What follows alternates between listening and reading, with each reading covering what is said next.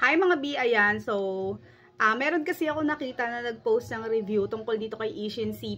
And ang rating niya dito is 5/10. Tapos ang sabi niya dun sa may review niya is parang hindi daw siya pumuti. Pero kung tuloy-tuloy naman daw siguro gagamitin, parang magiging effective yung pagpaputi niya, ganon.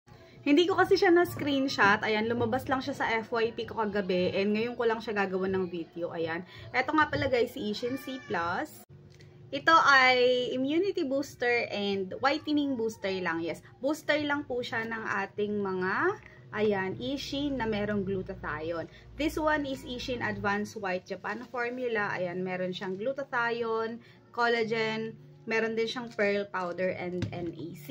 Tapos, ito naman si Ishin Premium Glutathione Plus. Meron siyang 3 klase ng glutathione. Ayan, meron siyang oral sunblock. Meron siyang L-cysteine. Ayan, maganda yung L-cysteine, guys. Meron din siyang S-acetyl L-glutathione. Ayan.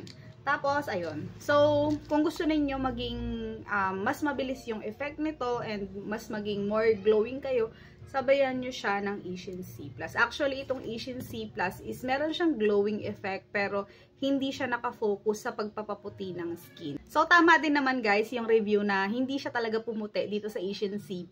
Ayan, kasi wala siyang parang whitening ingredient. Ayan. So, kung naging glowing yung skin, it's a yes. Ayan.